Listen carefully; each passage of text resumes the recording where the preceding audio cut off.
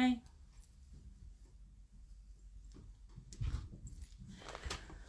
Alright, so I guess I'm just gonna wait for people to show up. Hi. Hi, Niyya.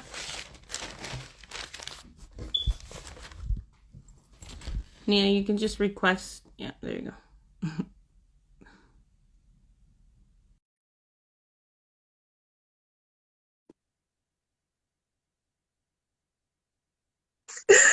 Ooh, Hi. hi. How are you? I am good. Let me tell you something.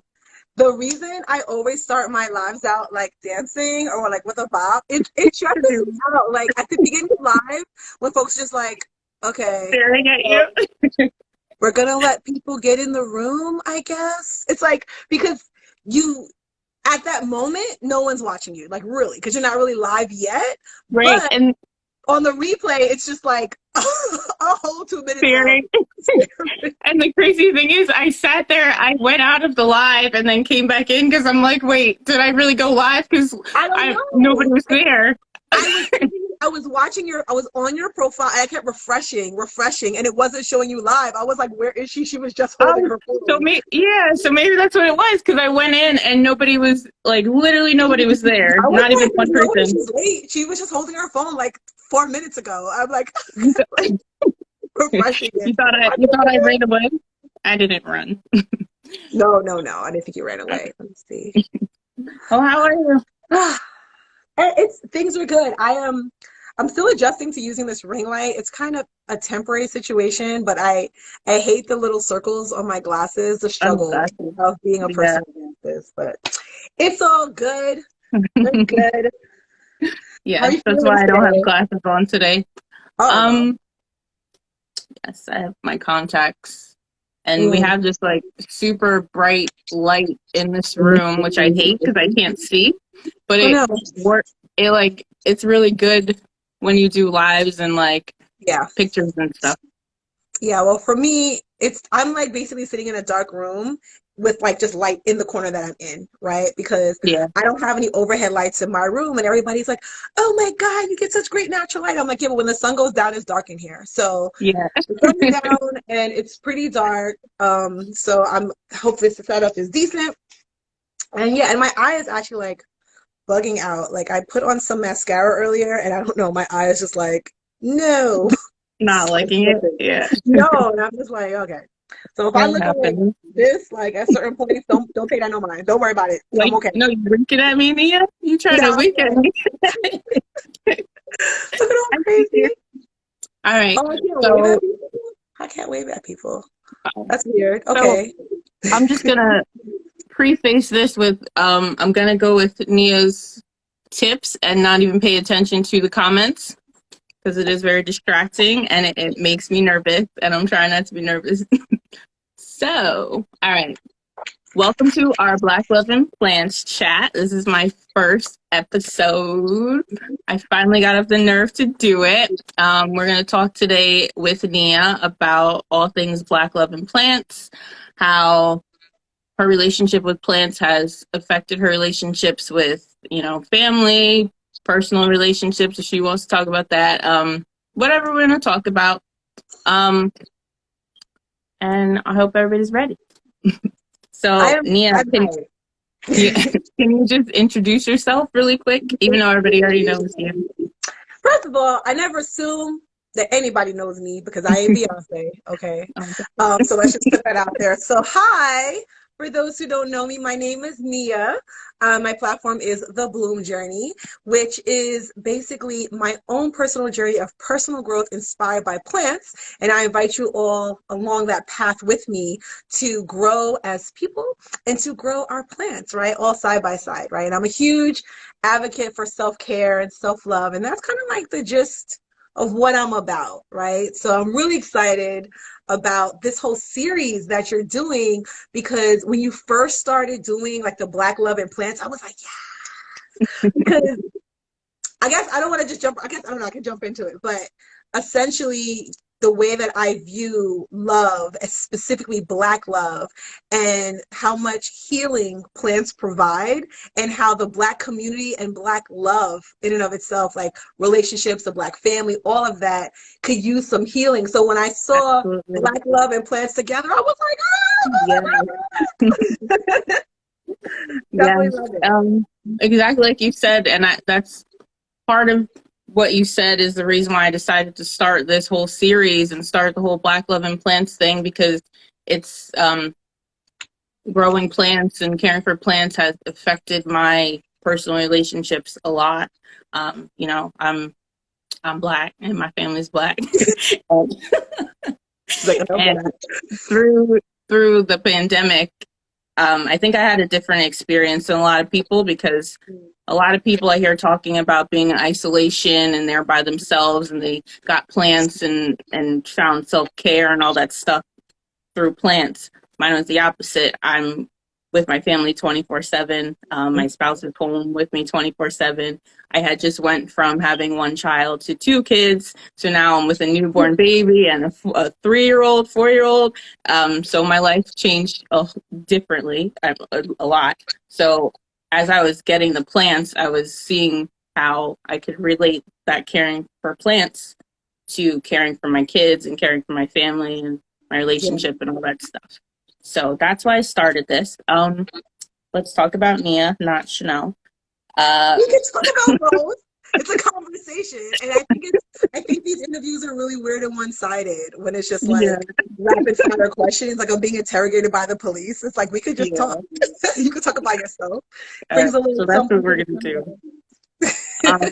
So tell me something, a fun fact about you, Niyya. A fun fact. Yeah. A fun fact about me. I have facts. I don't know if they're fun. No, fun. You're A super fun fun. fact. I always suck with these kind of things. So I always kind of go to like a random fact. So a random fact about me is that I'm allergic to mosquitoes. And I love to share that because I feel like people think that everybody's allergic to mosquitoes. I'm like, not quite. No. Most people, if you get bitten, you might itch a little bit, but like I'm allergic to mosquitoes in the sense that when I was 8 years old, my mom sent me away to sleepaway camp for the first time in the middle of the woods, and I ended up in the hospital. Like Oh my that. God. So it's like, the irony of that is that as a child, I learned that spiders eat mosquitoes. So I was like, I love spiders because spiders eat mosquitoes. And so when I tell people that like I don't get down with spider plants, they're like, oh, is it because like the spiders are creepy, you don't like spiders? I was like, no, me and spiders are cool. Spider plants, I don't care for. Like, Yeah. so that's like Yeah. a random thing. So I guess it's maybe two fun facts. One is like a random fact, I'm allergic to mosquitoes. Fun fact, I hate spider plants. Don't ever buy me one. Like, I hate spider plants too, number one. And number two, you travel a lot. So how do you handle that if you're allergic to mosquitoes? Like, so it depends on where I'm traveling to. So I yeah. remember when I was like 12-ish, and I went to Jamaica, and I was staying with like friends and family, and I wasn't like at a resort, which is a different kind of environment, right? Like we were Yeah. kind of like Yeah. bouncing from family member's house to family member's house. Like we were in Strawberry, we was all over the place up in like, Westmoreland, like out in the Mhm. countryside. And I was like, I had medication that the doctor had prescribed for me when I went out. So I had to take medication to kind of like prevent, kind of like how you take Benadryl, but it wasn't making me Yeah. drowsy. It was whatever the doctor gave me. And then before I went to bed at night, I basically like coated myself in calamine lotion or chamomile, whatever you call it, that pink lotion stuff. And I stuck Yeah. under a mosquito net. Oh my God. So that was, but I feel like people who grow up in countries where there's like a lot of mosquitoes and like malaria is a thing, like sleeping under mosquito nets is not as crazy as it sounds to Westerners. Like people in the States are like, you slept under a mosquito net? I'm like, yeah, to keep the mosquitoes off me at night. Yeah. So I So mean that's the deal. I asked that because, like you said, you went somewhere that wasn't a resort, so it was a whole different situation. But my husband is Haitian, and we went to Haiti a few years ago, and we Yeah. just went to like the country. Mm-hmm. And when I tell you, I came back, mosquitoes. It looked like it It's was bad. crazy. So that's why I'm like thinking, how do you go anywhere if that's what the case Yeah. is going to be? You Like just we came, prepare. You prepare. yeah. No, I Lots mean of for bug me, repellent. Make sure you have like your Benadryl. I tell my doctor in advance if I need like Yeah. whatever. And just try to avoid getting bit. Which, as I've gotten older, has gotten better. When I was younger, it was really hard. My grandfather used to say I had sweet blood, that the mosquitoes Yeah. liked me. Like, I'm dead. Yeah. They love to say that. You That's got what sweet they blood. said when I went to Haiti too. Me and my That was daughter. it. Me and Yeah, my they were like, daughter oh, were getting so bit in Haiti, and like we had mosquito bites all over us. When we got back, my daughter was in daycare, and they called me from the daycare asking me if she had some kind of disease because so she had so you like, is she this had, a rash? Why are there so many she red had marks? so many mosquito bites, Oh my and it's God. like the people who were there, the native people, they don't get They, bit. yeah, yeah. They say that a lot. They say that, oh, it's because, Yeah, foreigners, like you're like fresh, something like a delicacy, something exactly. that you didn't eat. But I think even you mentioning like going to Haiti, that kind of, for me, ties into the whole Black love and plants thing. And I want to kind of share my concepts around this. Go ahead, go So, ahead.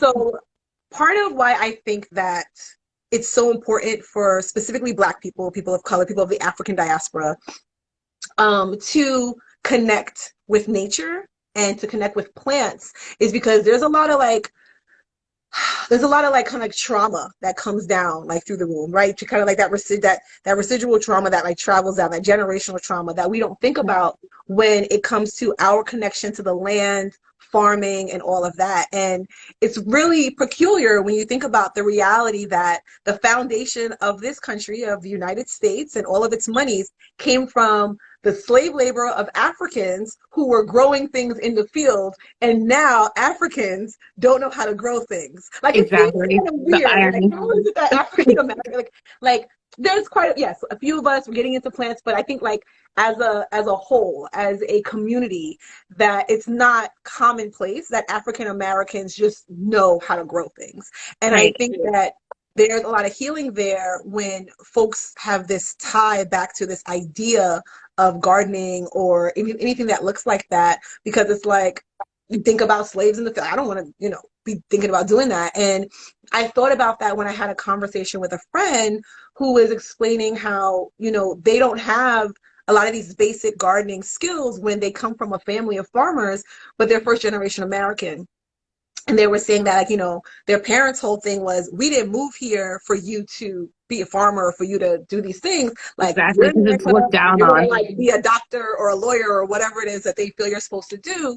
Mhm. And at the same time, a lot of those skills just weren't passed down. It just wasn't passed down because this idea that, farmers are poor, farmers are this, all these like negative stereotypes around it.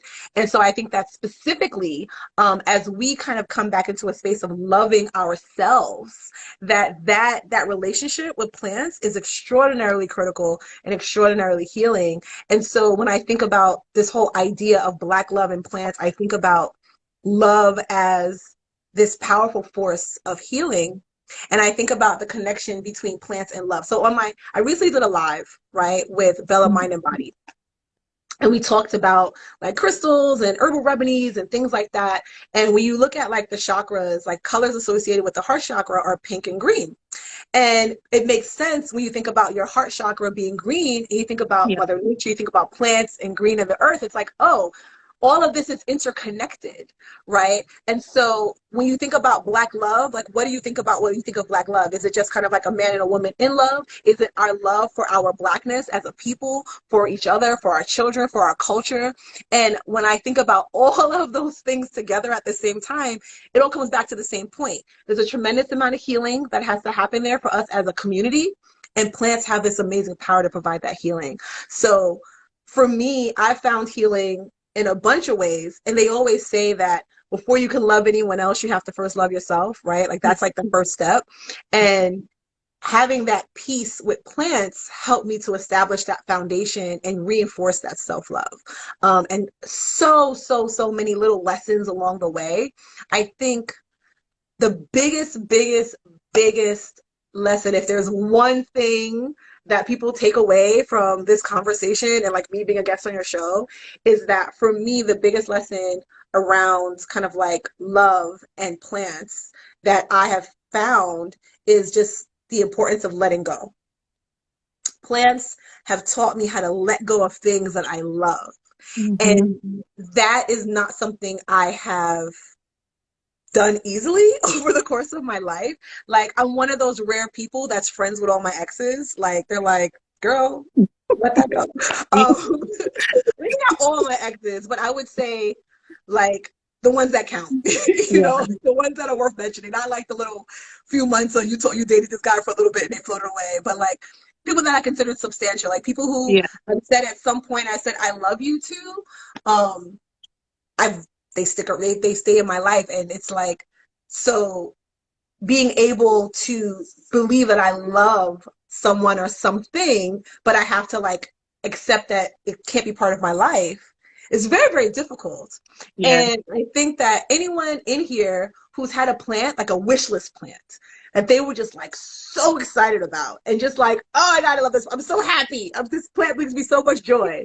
And then it dies. Yeah. Like, it's like, Oh, I've been it's there. so Yeah. disheartening. It's so disheartening because it's like, people have different relationships with their plants, and sometimes a plant dies, you just really don't care.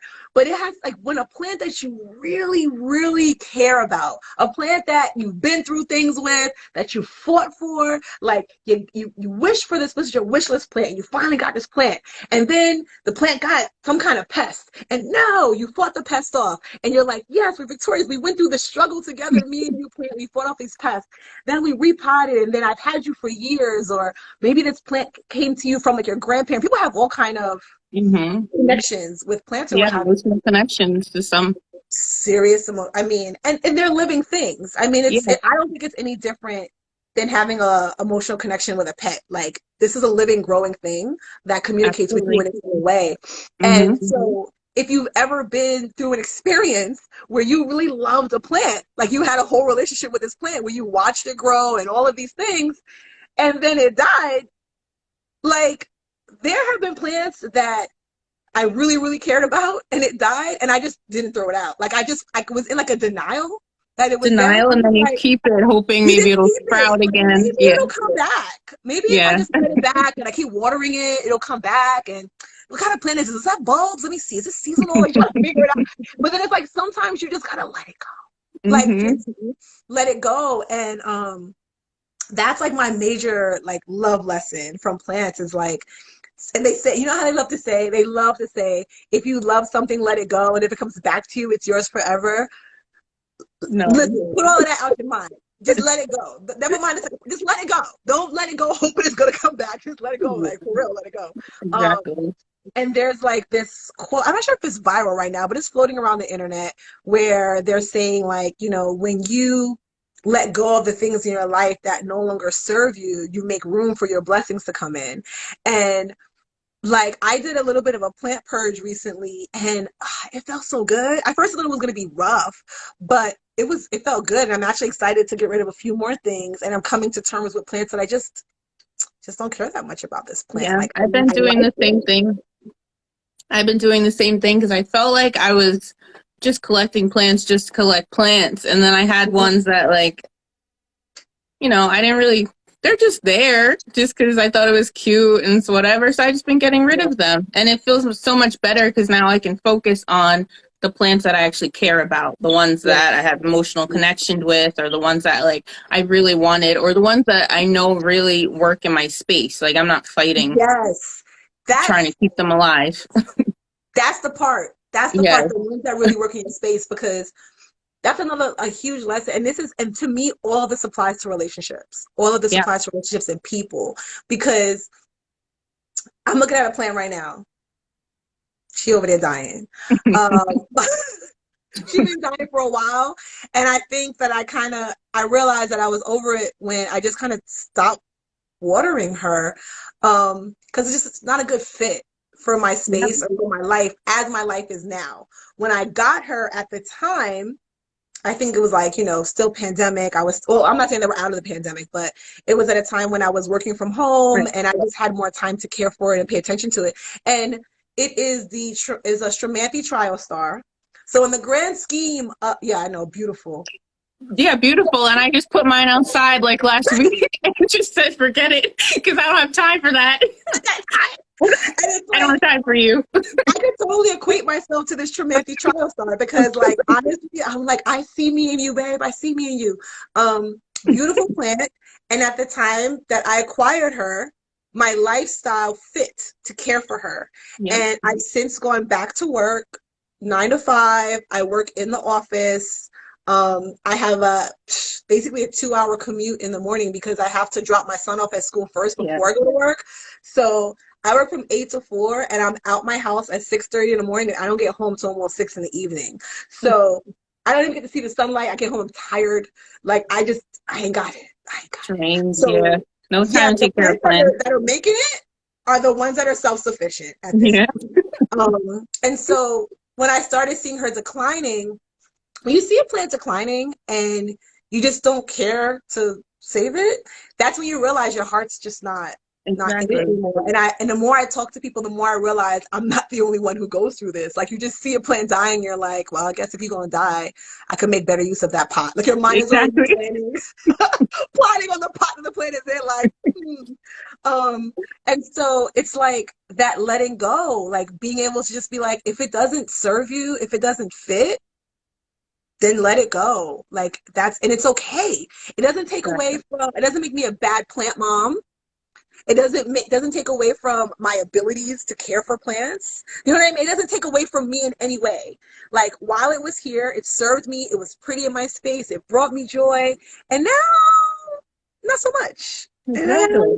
And So everything's not for you. And that's everything is not fine. for you. And the same exact thing goes for people. And I think that my mind just kind of thinks in like plant metaphors all the time. Because even when I heard this Medea audio that was like Medea, and she was like, if somebody wants to walk out of your life, let them go. And when I heard that audio, I immediately pictured a reel of me holding a plant that was dying, like dropping it in the trash. Yeah. Because it's like it's such a serious parallel. Because Yeah. sometimes we fight tooth and nail to like hold on to something out of business, holding on to, let it go, let And go. let it go. Yeah. I definitely It, learned that as well. That's one of my lessons that I'm taking away from this, because it's a huge I don't have one. time to sit there and nurse these plants that are telling me That they don't want somebody to be here. that they don't want to be here. Like, if you're constantly dying, that means you don't need to be in my life. I'm looking at Planted for. I know you said you're not going to comment, but this one, it was No, long, so the it's long one catch my eye. Planted Firmly just said, "I swear I just posted this about my Hoyas. I think it's time for us to part ways." I mean, I'm telling you, this is the relationship parts. These are the life lessons. And it's like, not every plant or every person is for you. And it doesn't take away from the time that you spent together. Like, it's like, exactly. it's what it's like, legit. I think it was, I don't know when I started thinking about this, but it's like when I first started posting plants on my page, like, way before the 10K mark, like just in in the early days of just posting about plants. Yeah. When a plant that I had posted started to decline, I would like flurry into a panic, because it was like I posted pictures of this plant and now it's dying. And And I now felt people like are a gonna come back fraud. Yeah, I feel like a and fraud question that it. I have these pictures of this Yeah. beautiful plant flourishing and now it's dying. And now I'm like, oh my goodness. And it was like, what are people going to think? I felt bad. And I got over that real quick. The longer, like, I kind of had plants and the more I was in the plant community and talking to people, and you start to accept the process. Mm-hmm. I mean, it doesn't, and this is the part that I think is important to take away. Even when you understand something, it doesn't mean that it's going to hurt any less, right? So I'm going to say that again. Even though you understand something, it doesn't mean it's going to hurt any less. So with plants and with people, if you really cared about this life form, right? You really enjoyed having it. Look at all these beautiful pictures. It's so wonderful. Look at this. Look at all these beautiful times and memories we set together. Look how pretty I am holding you up. And then now that ends, yes, you can throw it away and not feel bad about it. Yes, you can have a mental understanding that it's time for it to go and I can move on. It doesn't mean you're not going to be a little sad. You can still be sad. Like, you can be sad. Exactly. Like, you're okay to be, like, I'm a little sad because I really did like this. I'm looking at her. Y'all want to see it? You want to see her? She's like, hold on. Yes. She's like dead. Look at this. She's Oh my gone. God. Look at she's Listen, gone. But I it's like, literally the leaf just threw doesn't one look of like them it's out. dead, really, but it's like, how they curl over. She's like, Yes, I and you literally can just tell me threw one what's out. coming back when I water her, but I'm kind of like, Just let her go. Yeah. Okay, babe, gotta go. You know, so that's the thing. And I think that that's such a huge piece for me when it comes to relationships. And when I started observing things that I was holding on to, not just people in specific relationships, but like, well, things that I had like from the past, like things like when I say not just things that are happening right now, um, and realizing like there are things here that I thought were healed, but then something like triggered it, and I was like, I haven't really dealt with this, and now I'm like reevaluating things that I thought I was way past. Because if I was past it when someone brought it up, it wouldn't trigger me the way it It does, wouldn't right? trigger you. Right. Exactly. So I'm like, okay, wait, there's some more healing that has to happen here. And that same lesson, it's very funny how like you go through something in your life, let's say something in your 20s, right? Your early 20s, something happens to you, a trauma, whatever. And you do what you can to heal through it. People will tell you things, you'll hear phrases, whatever. But then you get into your 30s and you go through something else, some other life situation happens. And what you learn from that life situation in your 30s now has given you the tools to heal that trauma that happened to you in your 20s, and you didn't even you thought that you already moved on from it. But now when you revisit it, now you can actually do the proper work of healing through it because now you have these new tools that you've Yeah. acquired through this new experience. And so that's the reason why Preach, it's always Niyya. so important to like do that shadow work and go back, Yeah. because just because you weren't able to kind of like confront it or really heal through it at the time doesn't mean that it's still going to be that way now. Like the you that you are now is not the you that you were then. And there's so much that your adult self knows now because of your experiences that you can now apply to like that inner child, so to speak, and talk to her and be like, look, this is what I learned from all of this life that I've been through. And then through that, finding ways to like love yourself in a whole different way, right? You hear people talk about like your inner child all the time. But when I tell you that is part of like that love piece that plants have given for me, it's finding new ways to love through plants and understanding what love really is. And it's like a lot of times like, oh, what do you do? I'm not a super calculated plant parent. You know what I mean? Like Yeah. I'm not really like I'll look at the little tag on something. Not really. I'm more of a research the plant kind of person and try to get a general idea of what the plant needs. But the whole like watering on a schedule, like super meticulous, I don't function that way. Like Yeah. I'm more Me about, neither. yeah, I'm an intuitive waterer. I'm intuitive, plant parent. I look at my plant, like, is she wilty? Is she dry? How are you feeling today? You feeling good? You have me put my fingers in your soil, see if you need something. So that kind of connection is how I kind of say, like, this is me loving on the plant. Me is kind of really figuring out what you need. And I remember one time my eldest, I'm gonna say he was joking, but he was kind of serious. And he was like, you love your plants more than you love us. And I was just like, stop. Because my plants, I can replace you, I cannot. So don't even do that. Like, don't even play like that. But it kind of like, on one hand, I'm like, he's joking, but on the other hand, I'm kind of like, does he really feel that way? Like, Yeah, so there's always some seriousness in a little yeah, joke. man. When Always. kids say stuff, you'd be like, hmm. And it made me like evaluate the way that I've been pouring into my plants. And I'm like, all right, how can I pour into my kids the same way I pour into my plants? If Yeah. my kid sees me loving on my plants, and I'm laughing at Lashray. Lashray said, I've heard that too. If my kid sees me pouring into my plants, and in them seeing me loving on my plants, feels the need to say, you love your plants more than you love us, then I'm like, okay, well, what is he seeing me do with them that I'm not doing with my children?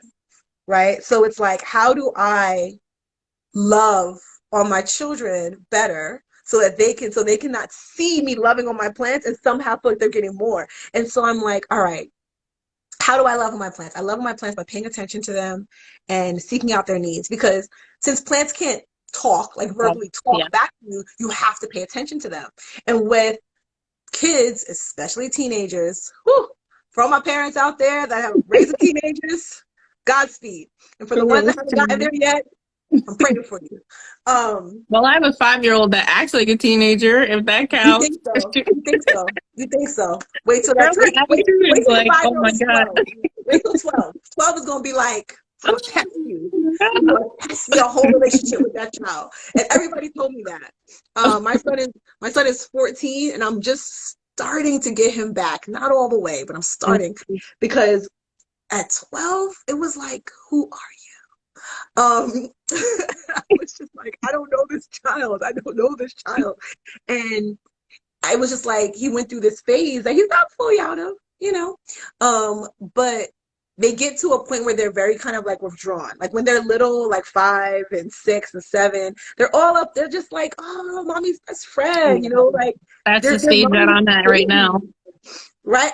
I love it. I have a You love 6-year-old it, who he's but still like, no. you love it when it's not like constant. So that's another thing that I'm struggling with.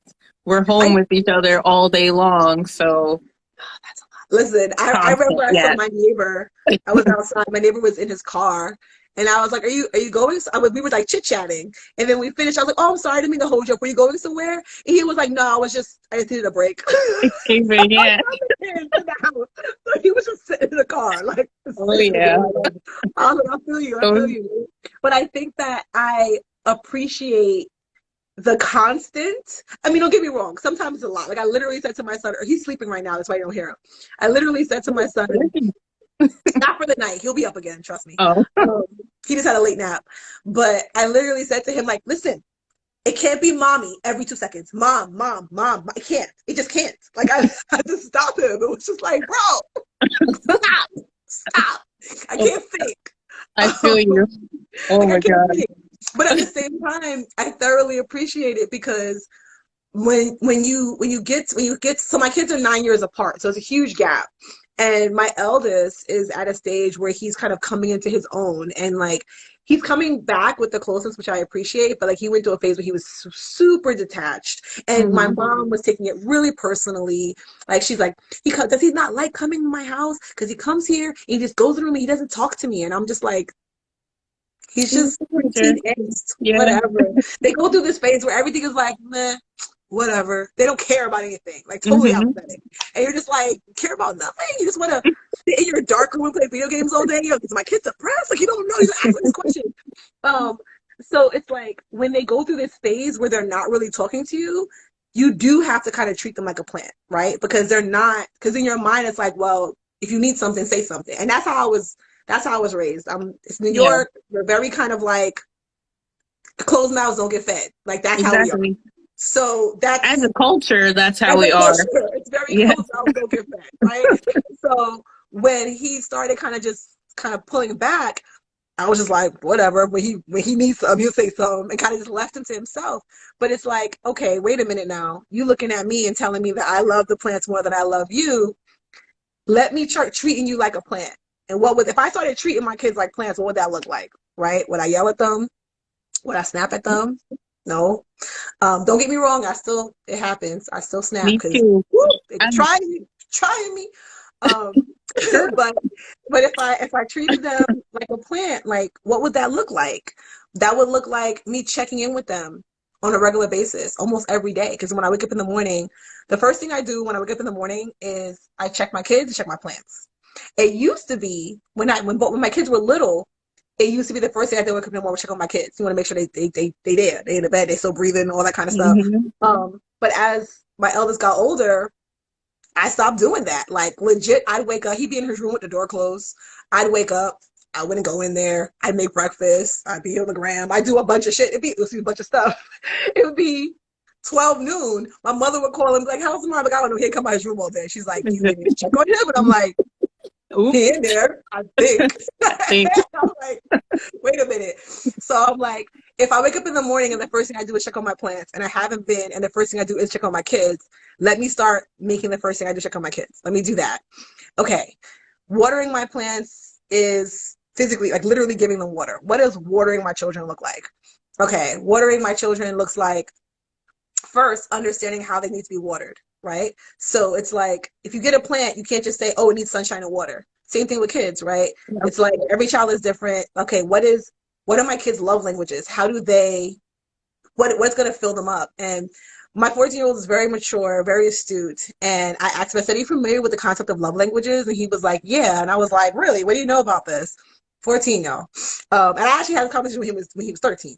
So I was like, "What do you know about love languages?" And he was like, "I know that my number one love language is physical touch." And I was like, "Really?" I said, "Okay, I'm gonna make a note of that." So like I consciously said to myself, like, I'm gonna make sure that I'm giving him that kind of affection, right? Physical touch for children is this, and for adults too. If your love language is physical touch, I think a lot of people interpret that in like a sexual way, but not necessarily. Yeah. Physical touch can Yeah. just be like being Oh, close, right? mhm. Hug. It could be just like a random touch, like, "Oh wow, you did so good with that," right? Or, "Oh, look at your hair. I love how your hair is looking today. Oh, look at this. You look at fresh," whatever it is.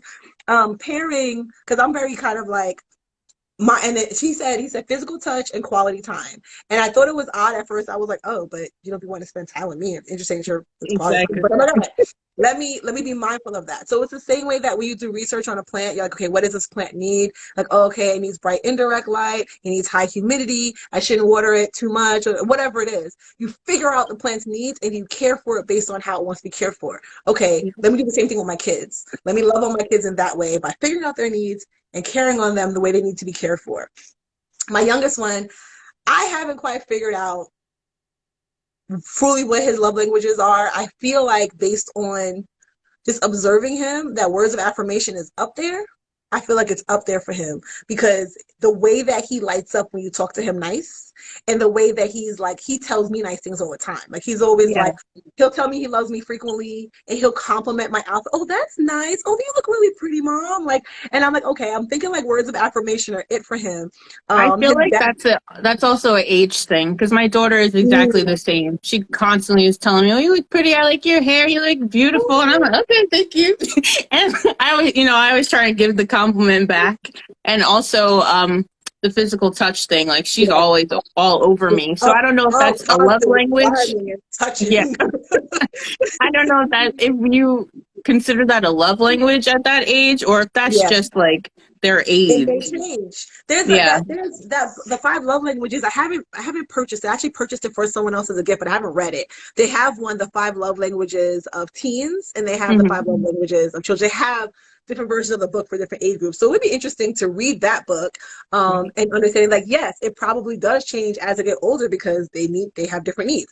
I mean, but if you Hmm. look at a plant, it's the same thing. Like if you're growing a plant from seed, what it's going to need like during that germination stage is very different than what it's going to need as an adult plant. You got to keep Yep. it warm. You get like those heat mats, and you got to care for it and love on it in a different kind of way than when it's fully grown, kind of like let it rock out. So that those same kind of things apply. But I'm just kind of like looking at what he needs, and I definitely think, yeah, the physical touch is crazy. Like he's just constantly touching me. So yeah, so like that's part of like that love piece where it's like, okay, if you're seeing me love on my plants, how can I love on you in the way that I love my plants so that you can see that same action of love happening in your direction, right? So making a conscious effort to start doing more of those things, just checking in, paying attention, giving you love based on the way that you want to receive it. Like all of those pieces has been part of what's come out of that because I think we always think that we're good moms. You know what I'm saying? Like we think that we love our kids, but it's important for our kids to feel loved. And it's the same thing with the plant. Like I can love you as much as I want to, but if I'm not giving you what you need, you're gonna die. So I Exactly. gotta I Exactly. gotta Yes. I gotta You figure have that to out. love things the way that they need to be loved. Same thing in like uh um romantic relationships. Like my husband can tell me that he loves me 1,000 times, but if he's not doing what I'm asking him for, I'm not Mhm. gonna feel loved. So it's the same. You can Yeah. apply that anywhere in your life. 110%. Because my top love languages are acts of service and quality time, right? So, and all the way at the bottom is gifts, which is funny because I tried to get better about like expressing my appreciation to people across the love languages, and everybody receives things differently. So you want to kind of do a little bit of everything. Yeah.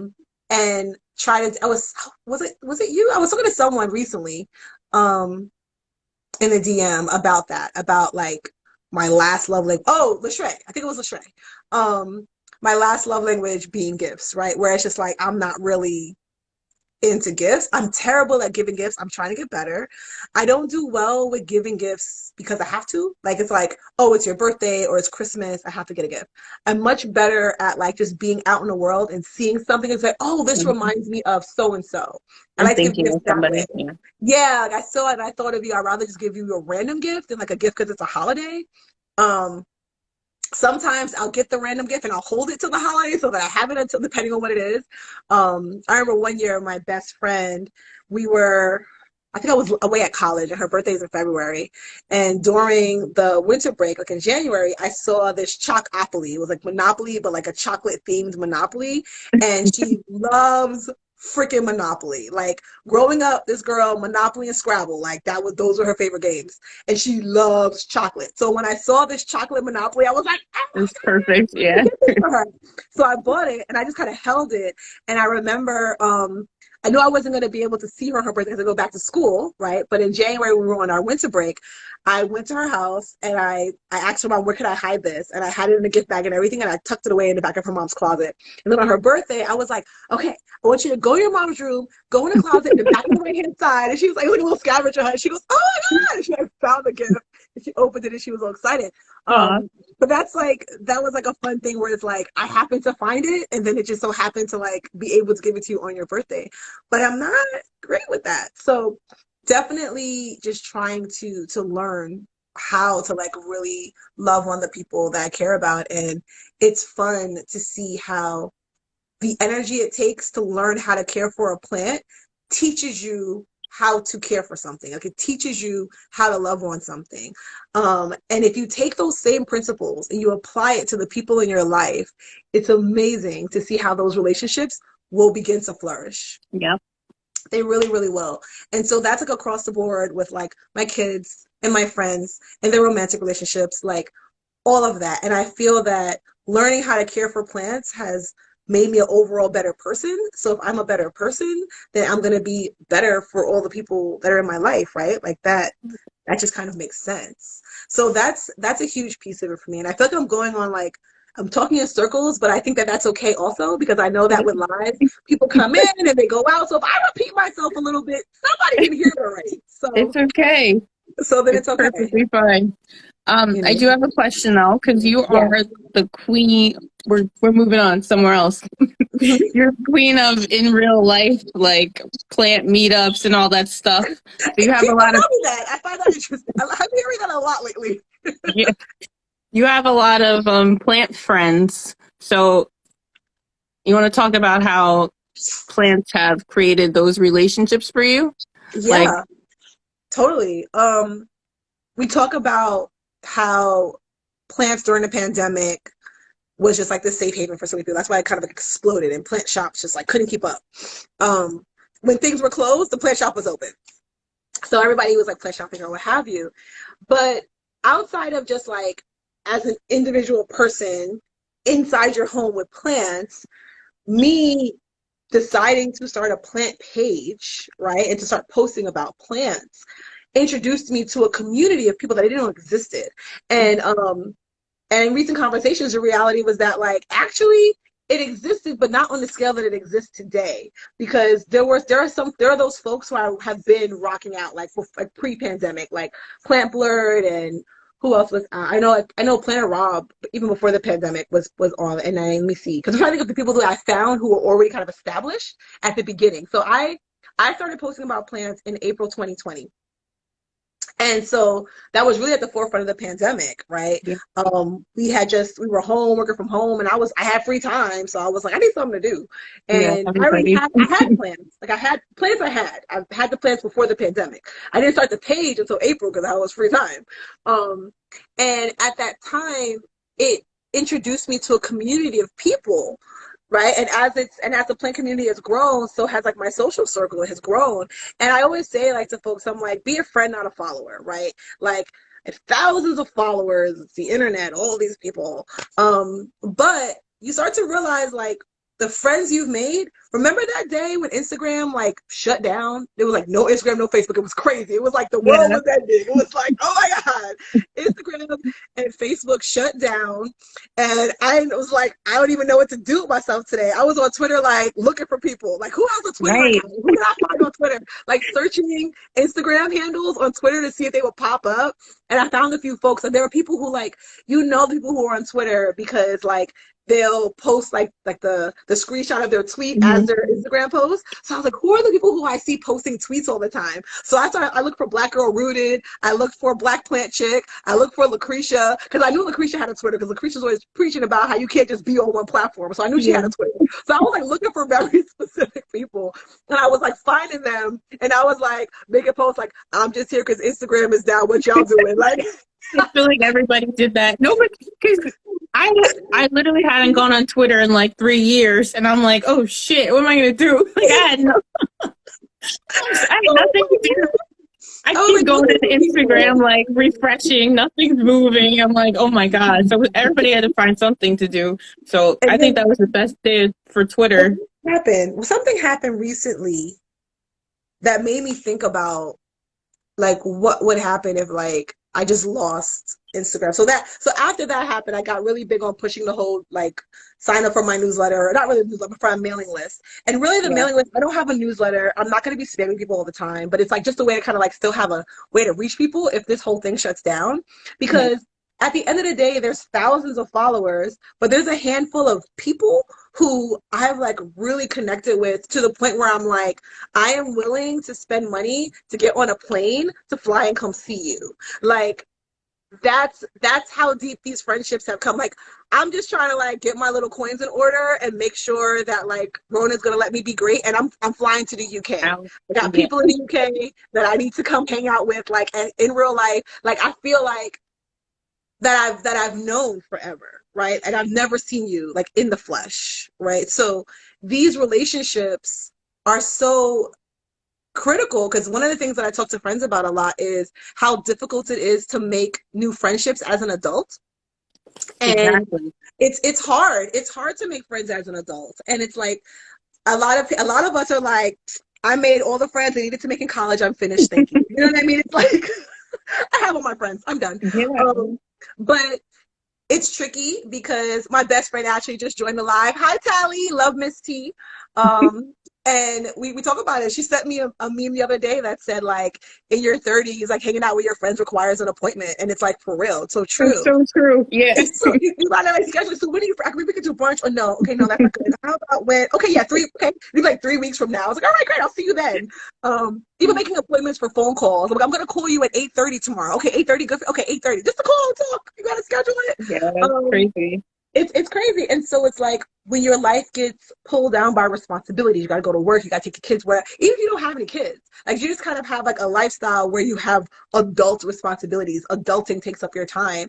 And it is very difficult to make adult relationships. And sometimes the friends that you established in college are just not available. Like you love them and they love you, but they wrapped up in their life and you're wrapped up in your life. And it's not a good fit. But you still want that connection because we're humans and we're interdependent species. Like we're not meant to live in isolation. That's not natural. So we need community. We need people. And so being able to establish real life connections is very important for us at any age. And what the plant community has done for me is allowed me to establish some real life connections. Like the other day I had a bunch of people, I was like, I just came to the realization that there's quite a few people who I talk to on a regular basis through the DM, but I do not have their actual phone number. And I just like went through and was just like, here's my phone number, here's my phone number, here's my phone Yeah. number. I gave it to my phone number. I was like, save my phone number, right? Just Yeah, because. because what happens? Like the same thing. I talk to people just behind the scenes, but like what happens when Instagram shuts down or what What happens happens when when it shuts down? Facebook shuts down? Like those are people that you really connected with. I haven't really connected with people in a really long time. Like before coming into this community, I didn't really like make friends. Like I had mom friends who I'm friends with Yeah, because of my kids, but like they're not like really connections that I really made until I came into the plant community. And now I talk to these people like more than I talk to family. So yeah, yeah. What do you And do when you don't have Instagram anymore? that's what happened. So my IG, and I think it's because I have too many things on my phone. Like if my phone is low on memory, Instagram starts tripping, and my stories stopped working. I couldn't post to my stories. It was very annoying, and I kind of was like, whatever, I'll deal with it later. And then I realized my DMs weren't working. And it was Zora, Planty Painter. She had sent me something, and I went to respond about it, and then I realized my messages weren't going through, and I was like, you know. And then that's when I realized my messages weren't going through, and I was trying it with other people, and I was like, none of my messages are going through. And that's when I realized there are people whose phone numbers I don't have that I need. And so I just started. I ran through like the kind of like the frequently contacted list and was like, here, Yeah. this is my number. This is my number. Like, reach me. Just save it. Just save it. And it's not like I'm going to put it on my profile and give it to like the internet, but these Right. are people who I consider friends, and it's like it's really a invaluable connection, I think. And I've said before that plant people are just different, right? I feel like, I remember like my first time posting for like World Naked Gardening Day, right? And I Yeah. posted the whole caption. I was just like, I love it here. Like, I just like, I love us, like this community, the fact that World Naked Gardening Day exists. Like, what other community has a naked day? Like, I don't know. Right. Maybe And like it's I mean, okay. I don't know what other communities have a naked day. And I was just like, yo, I love us. Like, we're just a bunch of tree hugging, running around in the grass barefoot. Like, I love it. Like, I love It's us. free. And Yeah. yeah, it's a community of people who are nurturers. It's like if you are a plant person, that means you are a nurturing person. So it's like those are the kind of friends I want to have in my life, right? I want to be friends with nurturing spirits, with nurturing people. And that's what I think has been really special about this community. And I've dipped into other communities in different ways, but the plant community has been different and very special. And there are people that it's like, I'm kind of funny with like tossing the word love around, but it's like, if I feel like I love you, I'm going to tell you, like, I love you. And Yeah. that's one thing about my close friends is we tell each other we love each other on a regular basis. We're always gushing all over each other about how, like just, that's how my friends are. Like my friends who I knew outside of the plant community, like that's how they are. And then when I came into the plant community, I found all these other people who were just like gushing all over each other, who are all lovey, lovey. And it's just like, I love Like you belong here. Yeah. it here. Yeah, 100%. I hope that answered your question because you're not going on tangents. No, you answered it. Yeah. All right. Those are all the questions I had. So now I'm kind of like, Ask the people. Does anyone in the wait. I do room? want to play. I have a trivia game that I want to play real fast because I Okay. was watching Plant Queen. He was doing a podcast and they did this trivia game. So we're gonna do it Okay. here because it was fun. Okay. It's just I saw him post about the podcast. I didn't listen to it. I'm not a big podcast person. I'm sorry, it's just not for me. But so this will me be neither, really. But I watched it on YouTube, so I just caught ah, it randomly. visual But it's podcast. got nothing to do with plants. Actually, it's more about relationships. Okay, let's do it. So it's called This or That. Would you rather be respected or cherished? Cherished. Um, a rekindled friendship or a rekindled romance? Rekindle friendship. Mm. Romantic tropical getaway or a solo trip? Romantic tropical getaway. Go back in time or travel into the future? The future, that's easy. Or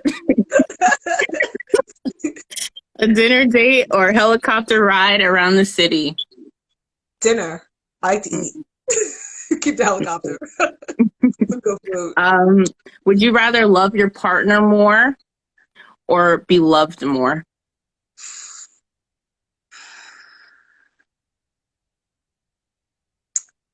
That's a hard one.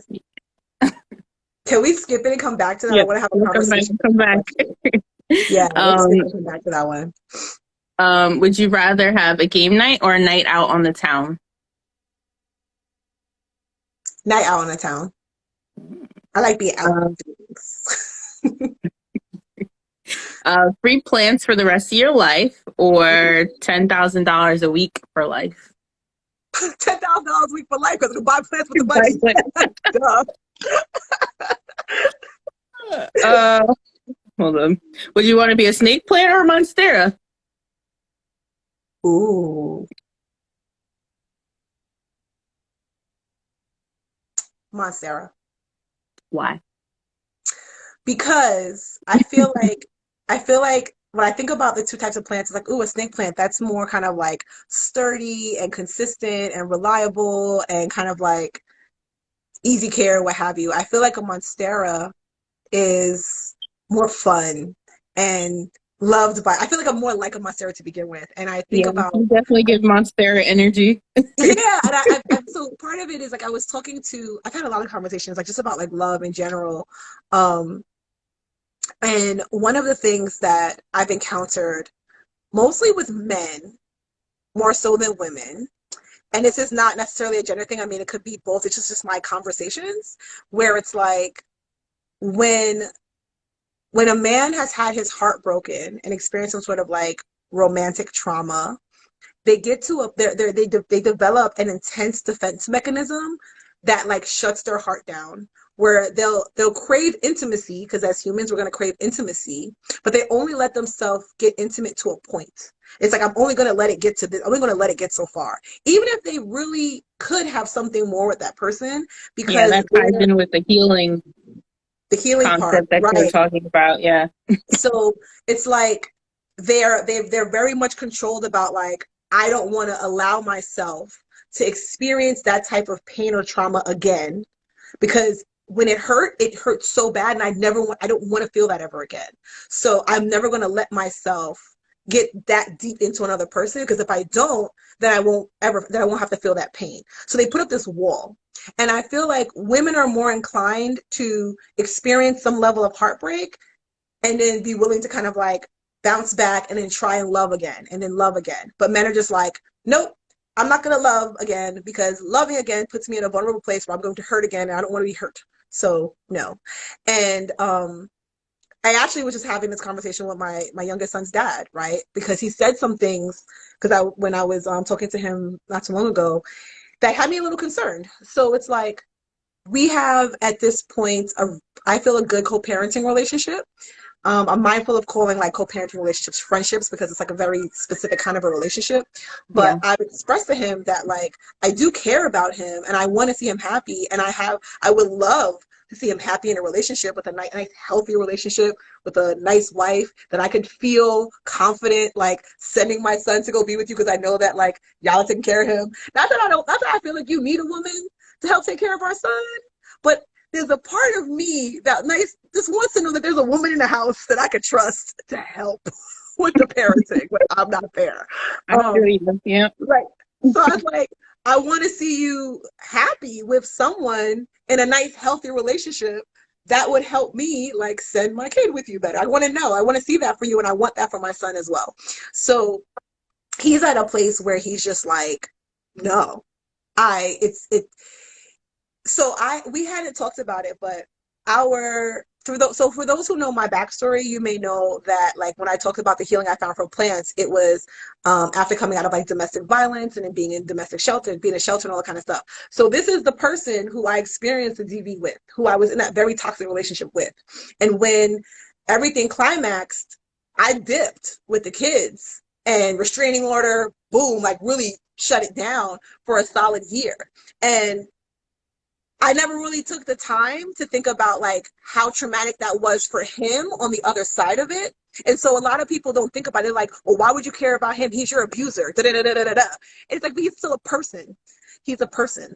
And keeping him, and when you acknowledge that the way a person treats you has more to do with their inner demons and what they're struggling with than like you, then it's a lot easier to be compassionate. I shared a quote on that the other day.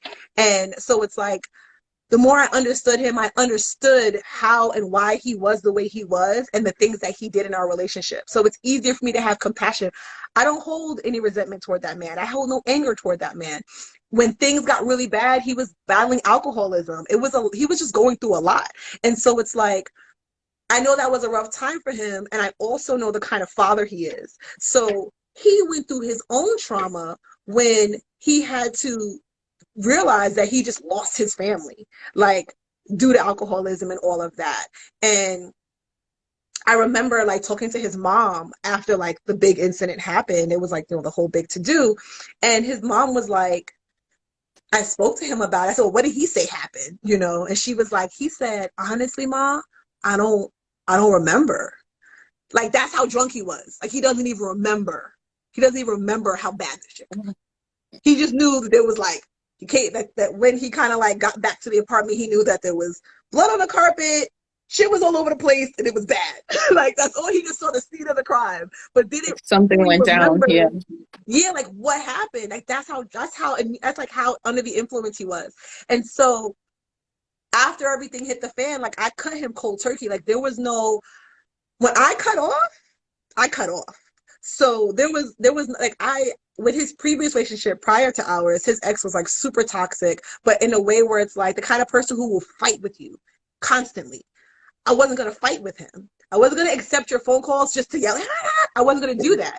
I wasn't going to engage. So I just like cut the cord. So he went through his own trauma with that, like losing his family, having to like heal from the alcoholism, like all this that unfurled at that point in his life. That was his own relationship trauma that he went through. And he said to me, he was like, I don't think you get it. Like, I don't like all that shit with his other ex, and then like everything that happened with us, like the pain that he went through when we broke up. He's just like, I don't ever want to feel that again. I don't want to do that. I don't want to do that. And I was just like, my, you know what I mean? Like hearing him say that, and I'm just like, I At have least, a, at least he can like vocalize that now, yes, because a there's a, lot of yeah, people yeah, cannot do that and cannot vocalize that. This is what happened to me. I'm gonna accept this is what happened, and I don't want to go through that again, yeah, because that's where you start healing. So at least he's in that process of yeah, trying to get better. yes, owning it. And it's like, I said to him, I get that, but you gotta work through that. I want you to work through that. And I feel you. Like it hurts. And I'm sorry for the pain that you experienced. Not that it was, I don't take accountability and say that was, I hurt you. Like, Yeah. he's like, I get it. I know I hurt myself, but it's still, I said, I know. I'm not even, like, I said, listen, I appreciate you taking accountability for the role you played in the situation. But at the same time, I also have a lot of compassion for you for the trauma that you experienced. And that was, you went through your own trauma. Like, and so, and then, I want to share this. I just had this epiphany. So the movie Encanto, which I know you watched, and I you did guys, watch. oh my gosh. So I'm totally an Encanto head. So I was watching this film theory YouTube video. My son, my youngest son is all about YouTube, and he's also all about Encanto. So like earlier today, we were watching all these YouTube videos that were like doing all these like theories about like the family and whatever, Yeah. and breaking down like the metaphors in the movie. Something I hadn't thought about, but this was like light bulb.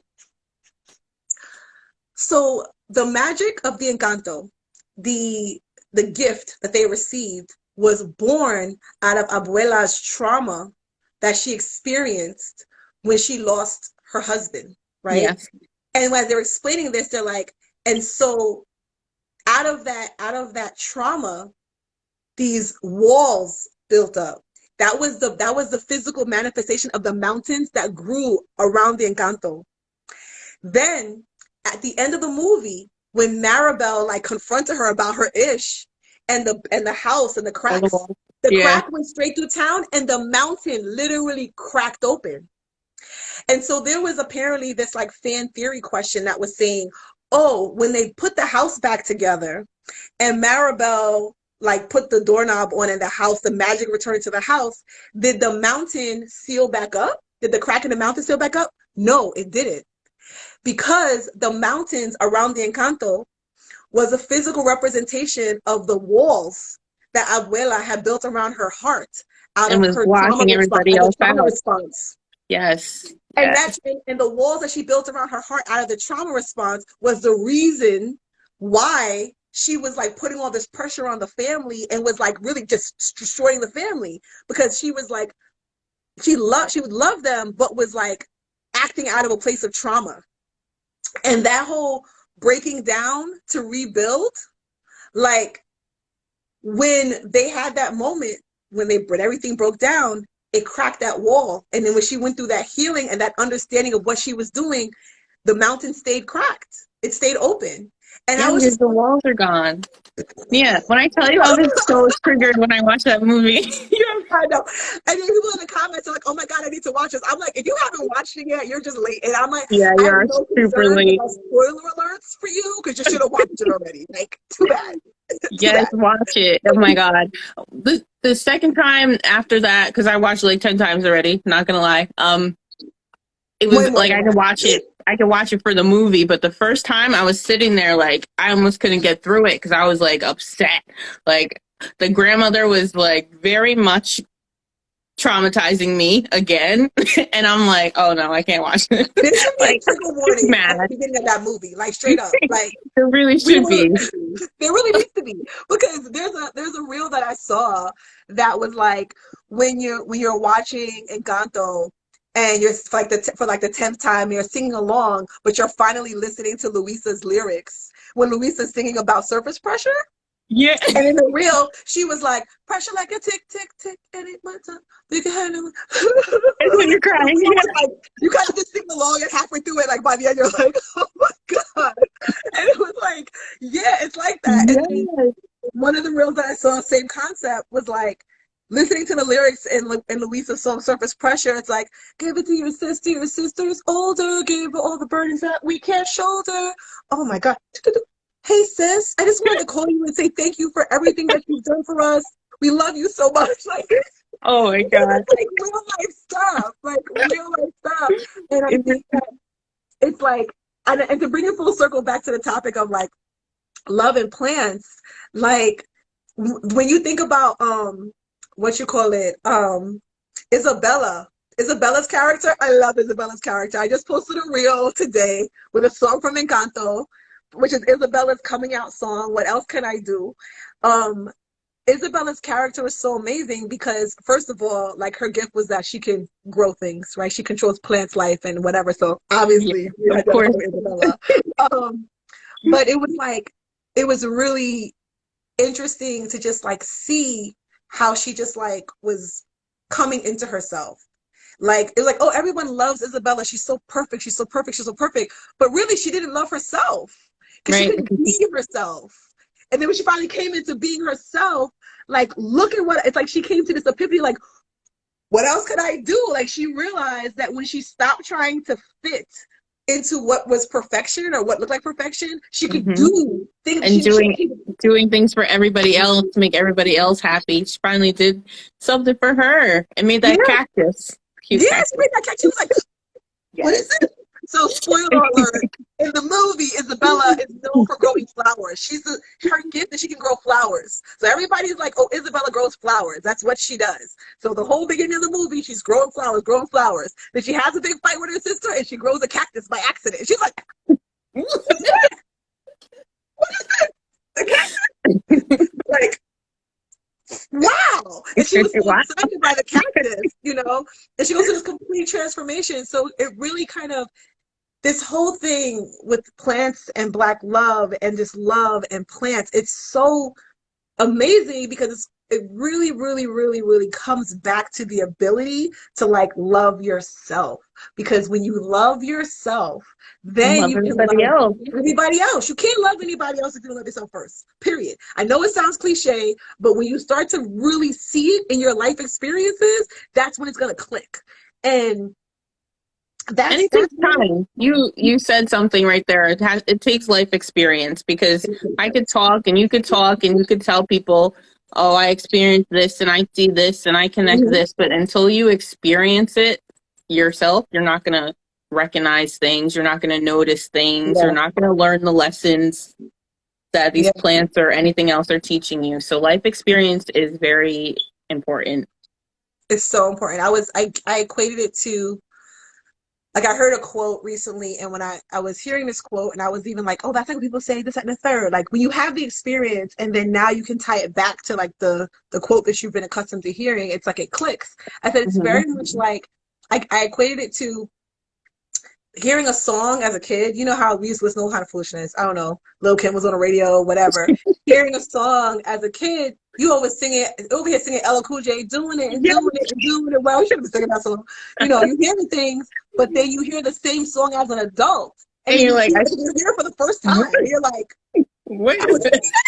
and it's like you didn't even Exactly. realize what it was about. And it's like it's the same thing. It's because you didn't have the life experience to use as a point of reference to understand what was being said to you. So now, as an adult, it's like now that you've had the experience, you have a point of reference. So now when you hear that same quote, or now when you think about what that message was, it's like, oh, I Right. get it. Like It it means clicks something. in a different Hmm. way. It means something. So having those experiences, and I think that I don't want to say that like plants fast tracks that, it doesn't. Um, but it does kind of like kickstart the process. And one of the things that came up in recent conversation, I don't know if Kendra's still here, we were talking about this, and then I ultimately had a similar conversation with Cara Cultivated. And this kind of goes back to what you were asking earlier about like these relationships. Like I be talking to people like Yeah. online having full conversations. Um, I was about so to say, you have a lot of conversations, Nia. Yes. yeah, so I was That's with good. Shari, Carib Cultivated, and we were and I shared with her this thought that Kendra had pointed out to me, which is that, you know, when you acknowledge the healing power that plants have, then you also kind of realize that a lot of people in the plant community are gravitating towards plants as kind of a bit of like an emotional crutch, right? And that's not super healthy, right? Because if you're just kind of like using plants as an emotional crutch and you're not dealing with things you need to deal with, that's not good either, right? So Exactly. it's something that you have to kind of be mindful of when you're engaging with folks, because it's like we all got issues. Like we all got issues. And it doesn't mean that, oh, you got issues, I'm judging you, I can't talk to you. It's just kind of like there's a vulnerability that everyone has in this Right. And space. you have to be aware. You have to You be have to be aware aware. of what you're saying to people. And I feel that a lot because although I'm a plant person, I'm here as a business. And Mhm. as a business owner, I don't think people realize like there are people behind these businesses. So I've had some experiences where people are like coming at me like I'm not a human being, and I'm like, okay, I'm not Amazon, but I'm also like I'm a human being, and I don't think Yeah. people realize that when you talk to people, you don't always know what they're going through. Yeah. So you really do have to. Oh, I lost my word. You just have to You be compassionate. You yeah, have to extend yeah, be compassion compassionate, and be like pay considerate. attention, Yeah, and be considerate. Like people have their own considerate. things, you know, people have their own things. And I think that's an important thing that you pointed out too, is like as a business, people look at businesses as entities. And as a small business, like this is why I love social media specifically for small businesses, because it gives the consumer an opportunity to see you as a person. Right. Um, and I love like there was like a trending reel that was like floating around like TikTok or wherever for a while and Instagram, where it was like meet the people at my business, and it was like hi, hey, Yeah. hey, and it was just the same person. It was like photographer, graphic designer, it's like shipping person, customer service, and it's like I have all these people, like it's just me here, And you it's know? crazy because a lot of people don't realize that. They expect that, they order something right now and it's going to ship out in 5 minutes. And like, they don't realize that there are actual people behind these Yeah, businesses. And I'm saying this, to be considerate type thing because in September, I lost somebody. I had a loss. Like, I took it very hard and I wasn't doing anything for like 2 weeks. And then I finally started sending my orders out and I get a review from somebody like stating, oh, well, this was a one time order and it was a gift for somebody and took 2 weeks to ship out. But considering the circumstances, it's okay. So for me, you knew, like, I posted, that I had lost this person and whatever and what was going on, even though I didn't have to. And it's like, you knew what was going on and you still yeah, felt it in your heart to sit there and write that review. yeah. And I'm the one who's reading the review. It's not like it's some team over there. So it's Yeah. like people are not considerate. People don't think before they reach But out to it's these a microwave businesses. generation. People are totally spoiled by Amazon. I had the same conversation with my mom because my mom was like, you know, I just hate ordering from Etsy because everything just takes so long. And I'm like, Etsy is a platform specifically for People. small business owners. And a lot of Right. the things that you're ordering off Etsy are hand freaking made. So people have to make by hand the thing that you Exactly. want, and then they have to ship it. Like, Exactly. and it's like you're not their only customer, and a lot of people that's not the only thing that they do. Like a lot of people that have Etsy pages have full-time jobs and they do Etsy on Hmm. the side. So it's just like when you order something from Etsy or you order something from a small business, it's like this is coming from a person that often has to create what it is that you want. Like, Right. chill out. Create something and Yeah, who choose was the it? whole rest of their life. Figure that out too. I'd ordered a macrame hanger from Double Rainbow, and it took forever. When I say forever, 2 weeks would have been cute. It took Yeah. forever. And like when she finally sent it, she was like super apologetic and this, that, and the third. And I was like, sis, it's okay. And she was pregnant. I was like, sis, I got it. It's It's fine. okay. That Yeah. to me, it's okay. Like, I don't, the only time I order something with a time clock is if it's going to be a gift. And if it's going to be a gift, especially with Etsy, because you can communicate directly with the seller, you can ask Exactly. them and you can say, hey, I'm ordering this as a gift. Do you think it's possible that I'll have it? I've had wonderful Etsy experiences ordering things. Some things take a while, but if you ask them straight up, like, will I be able to have this by this date because I need it for a gift or I need it for an event? They'll tell you straight up, like, ain't gonna happen. Like, they won't even like, this. I've never had an Etsy seller say to me like, "You're gonna have it right away," and then I didn't have it right away. They're always very realistic about what you will and will not get out of them, and Yeah, how the because time reviews works. on Etsy are serious. If they get a bad review there, then it's over Yeah, for them. yeah. But that So, also ties into like communication because mhm. if you are not communicating, oh, this is for a gift, then how are people supposed to know that? So there you go, Not, right back with the love and the plants, and plants have taught me how to communicate. Plants can teach you yeah. how to communicate with somebody because if you can communicate with a plant that doesn't talk, then you can learn how to communicate with somebody, with a human I being. mean, I don't know. It's a stretch on Yeah, that one because I think some people with plants that are still struggling on the yeah, communication that's front. true. That's true. Struggling on the communication front. But at the same time, like, yeah, it's just, I think that it does teach a certain amount of compassion. At the bare minimum, it teaches compassion. Yeah. Right. Do we want to invite questions from Yeah, we can the do people? questions. Let me see. What time is it? I don't know. I haven't been looking. That's not my job. I'm the guest. 7. I don't have to keep track of the time. I just get to sit here and be cute. Um, Okay, Nia. Oh, but your okay, who is um this? self Hmm. care through plant care is coming back. I'm so excited about that. Yes. Why are Talk to you me about yelling at that. me while I look at my struggling plants? First gen plants, ain't nobody yelling at you. Um, so yeah, no, I am super hyped for self care through plant care, especially because it was a point in time where I was contemplating like if I wanted to keep doing it. But then I had this epiphany and this plan that I've put in place, and I'm excited to keep moving with that as a project. And one of the things that I think is really fun about self care through plant care, being in its fourth season, is that the plant community is continuing to grow, and there's a lot of new plant faces. Yeah, plant faces, a lot of new people, a lot of new But, faces in the plant community. So it's not like I'm gonna run out of people, if that right. makes sense. Yeah. Antoinette, Antoinette, seriously, Antoinette, seriously. I'm What happened? The Inspired Queen, Antoinette, I saw her join the live, but then she called me on my phone. I'm like, why are you calling me? Oh, that's I'm why the live. sound went You out. I'm know, like, I love you, Antoinette, but I'm live. Like, how are you calling me? oh my I'm like, god. I thought you were watching the live. Like, you just called myself. I just, yeah, I'm call, if you want, if you're still in the room or if you came back, I'm gonna call you back when we get off. I promise, because we gotta talk. But that was funny.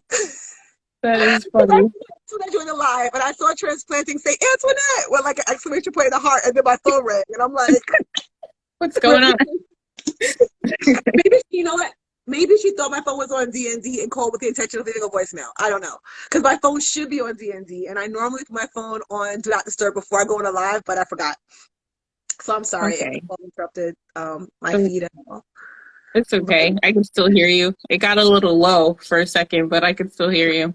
We forgive okay. you, Internet. We forgive you. Interrupting the live and stuff. Oh All right, man, I so just called so and left you a message. Look, just put in the comments. I just called and left you a message. Okay, I love you.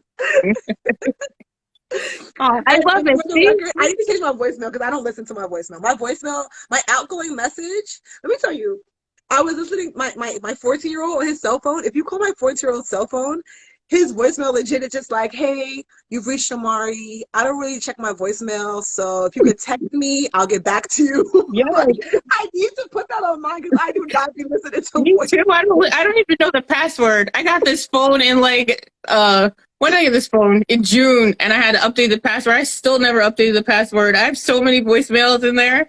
I don't listen to voicemails. Who Yeah, you I can don't text listen to the people. voicemails because I'm like, text me. Like Exactly. anyone, if anyone who really needs to reach me is either gonna text me or they're gonna email me. If it's that, or if it's critical, something's gonna come in the mail. Like, Exactly. Like, what is the phone call? Don't call yeah, me for anything. yeah, and especially because it's like with a missed call, if you don't recognize the number, like I got the numbers that I recognize, the doctor's office and my kids' schools. If you ain't one of them people, Yeah. God to your I word, have yeah.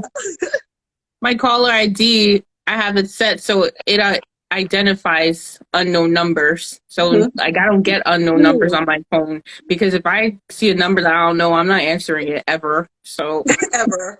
I don't know who ever. this is. It Same takes a phone, who lot for this? me to like answer a phone call. So No, I feel you, yeah. 110%. 110%. So I don't know if anyone has any questions. If you want to put them in the question sticker, we covered a lot Yes. today. Question sticker. We talked about love lessons from plants. We talked about love in friendships. Talked about love in romantic relationships. We talked about love for yourself. We talked about love as a Black community overall.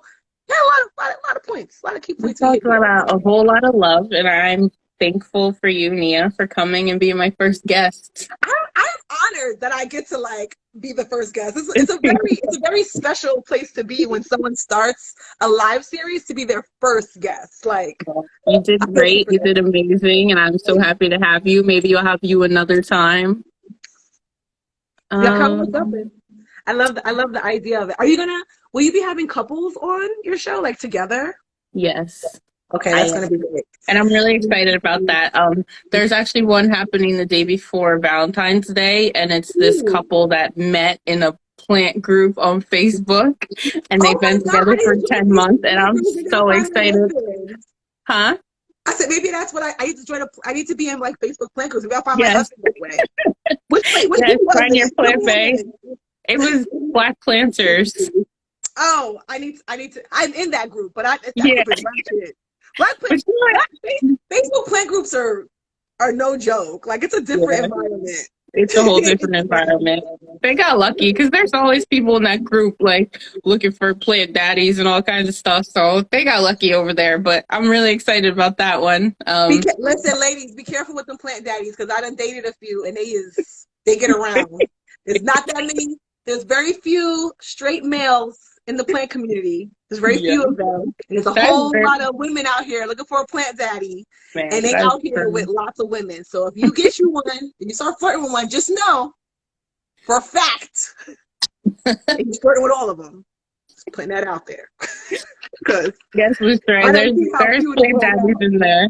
They're all over. But when the plant daddies post something in that group, it's like girls all down. Yes, Vultures descend. I know. It's a swarm. vultures. It's a swarm. I was like, even when I was talking to Kendra, she's like, I hope that when you get involved with somebody, it ain't nobody from the plant community because I was like, yes, sis. I was like, I ain't dealing with these plant daddies. It's like dating a freaking NFL player or an NBA player. They're gonna always have girls all over them all the Yeah, time. Like, they're so popular. It's crazy. I mean, good for them. Kudos to them. no, but I love it. I love to see like the plant couples. Like my favorite plant couple is Kevin Dom. I absolutely love Plant Poppy and Dom's Little Garden. They're my favorite plant couple. Yes, they're And then super like cute. right behind them is Noir Plants. Like they are or Plants Noir, if I had that backwards. They're super sweet too. But like those are my favorite like plant couples. And there's others, I Yeah. guess. It's crazy because there's not really many. Actually, I came across another one, and I don't even know their name. I'll tag them somewhere, but it's another black plant couple. And then the ones that I'm gonna have on Valentine's Day. I'm part of a black plant couple, but I don't be putting my business out there like that. See, I feel like I think a part of it too, like why I would say like I love Kevin Dom is because they have individual plant pages that do different things. So like the plant poppy, his plant page is about like house plants, and then Dom's little garden is about outdoor gardening. So it's like they're a plant couple, but a lot of times when you think, oh, plant, like yes, you're in a plant couple, but does your husband have a plant page? Like he doesn't have a plant page, but he is very much a plant daddy, and he very much takes care of my plants for me. He's actually growing these trees in our kitchen right now, and I'm like, what is going on? Like in these plastic bottles. I should document it because it's actually cute. And he got so excited because they have leaves now, and I'm like, okay. He gets so happy over these plants, and I'm like, it's funny, but I feel the same way, so it's perfect. I love that. But he doesn't have a plant page. He details cars. He has a detailing business. Okay. So 2 different things. 2 different things. That's okay. Yes. he can still be. He's still a plant daddy. Clearly, he's growing whole trees in your house. So yeah. Yes. Oh, I guess Diana. You missed a lot. I don't know what you missed. We talked about things. We did. We talked about a lot of stuff. We had a great live, Nia. Thank you for popping my live cherry. And I was going to say that, but I was like, it's too much. Whatever. I'm inappropriate, so it's fine. I'm all about the inappropriate. Oh my goodness. Power couple. Yeah, they are the power couple. They really are. They really are. I adore them so much. Oh, we have a question. Let's talk gardening. If you had the money to splurge, what expensive plant would you buy? Ooh. If I had the money to splurge, it wouldn't just, I don't know.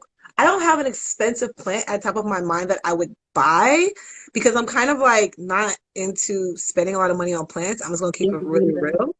But if I had the money to splurge, I have plant things I would buy. Like I want to build I want the IKEA cabinet, and I want to build it out like a giant terrarium. Like I would buy all kind of lights and humidifier. I would buy a whole bunch of stuff. Maybe not necessarily like an expensive plant, but I would so like I have foregone a lot of calathea because I understand the care that they need that I'm not able to give right now. But I'm like, I know how to care for calathea. And so, yeah, ain't nobody spending no $1,200 on a philodendron. That's not happening. 12,000. That had a whole other zero. Yeah, no, thank you. I would probably. I've wanted an IKEA cabinet for a while, like the tall ones, and that's probably what if I had money to splurge, I'd probably just buy like plant stuff and get like the Soltech track lighting. They have like track lights. Oh yeah, the lights. The track lights over here. So it's like this is a Soltech light up behind me, but Soltech has like track lights where they like it runs a track on the wall and it has several lights that can illuminate the whole area. I would get those fancy expensive plants. Yeah, I'm not really into the expensive ones either. I saw this variegated, like I think it was alocasia that was beautiful, but I don't get joy from spending money on plants because then what happens if it dies? Then I'm devastated. I don't know. I'm not there. I'm not there where I'd want to spend. Like all of my like rare plants were gifted. Yeah. All of my rare plants were gifted. So like my pink princess, gifted. I won one in a giveaway. Yeah, like what else do I have that could be kind of considered rare? I don't even know. Like I have I just put it in a thing. What is this thing? It's I should go get not a gloriosum. It's it's an Ethereum something or other. It has like the heart leaf and then it has like the veins this way. I forget what it's called, but that was also gifted. And then like even like the philodendron brandy, that was gifted, which is not even like rare, but was kind of pricey for a while. Oh, I got one of those from Lowe's. All my for like, string of hearts, I have like all my variegated string of hearts. I have two. They were both gifted. Actually, was gifted two Pink Princess. One that I gave to Plants and Stones, and one that I kept. The one that I kept was gifted to me by Cartrez, Black Boy Plant Joy, and oh, the okay. other yeah, and the other one I got from a business that was kind of like I was doing promotion and stuff, so that's how I got that one. And then like this was gifted. It's some kind of Scandapsis. I don't know, but apparently it was really expensive. I didn't pay for it. Like when they get like the only way you're gonna see me spending, yes, crystallinum. That's the one. Thank you, transplanting. It's a crystallinum. The only way you're gonna see me spending a lot of money on plants is if it's huge. Like I would invest in like a large tree or a large plant to put in my yard of my house. Like I want like one of the plants that I want like a large bird of paradise. Like I want a big bop. But when I see them, they're like hundreds of dollars, which is not like rare plant at all, but it's a Yeah, lot of money for a it's a plant. lot of money. I spent like 130 on one last year, and it's sitting right in front of me dead now. So I'm a little Yeah. upset. Like the big one, I saw one at this what's this place called? It's called Metropolitan Plant Exchange in New Jersey. And it was like $350. It was huge, but I wasn't gonna spend 300. If I brought Yeah, a plant in here that was $350, my son would look at me like, oh, so I can't have a PlayStation 5, but you could get yourself a $500 plant. You know what I'm saying? Like I'd be like, wow. and So that would have been a whole nother conversation. Talking about a a whole other conversation. whole nother conversation. so, so yeah, like if I had it, that's what I would get. Just probably a big old bird of paradise. It's one of the plants that I really, really want. Like when going back to Kevin Dom had bought Kev this big ASS bird of paradise for his birthday, and I remember when he unveiled it, I was like, "Yo, does your wife have a sister? Because I need a wife like that. Like, can I get me For one of real. those?" Where can I find that? You get Where that can at I get one? Amazon? Like, that's what I need, you know? So I was just like, beautiful, absolutely beautiful. I my current bird of paradise, she's growing. I'm so proud of how big she is. I want to show her off real quick because Okay. oh my god, why I can pick this up with one hand? Why? Okay, so I got this plant from a Target. When Hilton Target. Carter Oh had yeah. his plants at Target, and when I got it, it was like half the size, but like she's pushing out. Do you see this big old leaf Yeah, I unfolding see right it. here? I love how big she's getting, and then her tallest can't even fit in frame. Like I camera, see it though. I see the like yes. it's it. Like she's gotten so big, and I'm so proud of her because it's like I bought her at Target for like $20. Nice. I got a enjoy Pathos from him last when he did the thing for Target. Yeah, I And was she's like, actually growing. I keep hearing that Target has plants again, but I haven't been in there. I haven't seen any. Maybe not my Target. Maybe not the Target in the Bronx. Yeah, maybe the other Targets because I haven't been over here, but I keep seeing like people buying them Yeah. online and posting about them. But I try to stay away from Target because when I go in there, I end up spending like all this crazy money for stuff that I don't need. So I have to force myself to stay away from it. Yeah, that was um who was it? Jungle Much. I'm gonna have her on Self-Corrected Plant Care on the 23rd. She posted a Oh, reel the other yeah. day. I was crying. I watched that reel so many times and I said it to so many people who like really feel my Target pain. Like it was hilarious because you Yeah, it's do look like funny. you say, "Oh, I just need to get kitty litter, right? I'm just going for kitty litter and cat food or whatever." And then I come out with a whole shopping cart With full a of stuff. whole And I'm shopping like, cart. It's how did I bad. just Yes. spend $200? Like, what Oh is my this? God. Like, Yeah, what it's is so it? bad. It's so bad. But Target has good stuff though. And They especially do. now because they have the Black History Month stuff And out it's now. actually pretty decent. Like, at first, I was like, how do I feel about this? But I'm like, this is actually nice stuff. So So, the thing about Target that because I actually support that because a lot of other stores I don't support when they do these Black History Month things because they're not using black vendors. But with Target, these are businesses, like Black-owned businesses Okay. that they're actually giving platforms to, and they design their That collections makes me feel specifically better for Target. about buying Yeah. things because they So it's actually have some actually, cute things in there, and I'm like, this is actually cute. That's why they had like one thing because I was, it's in your sponsored stuff in your feed, and it mhm. was like a bodysuit, and it was just like a solid pink jumpsuit. I was like, how is this Black History Month? But it's because it's from a It's Black because, business, yeah, from a probably. Yeah. Black business.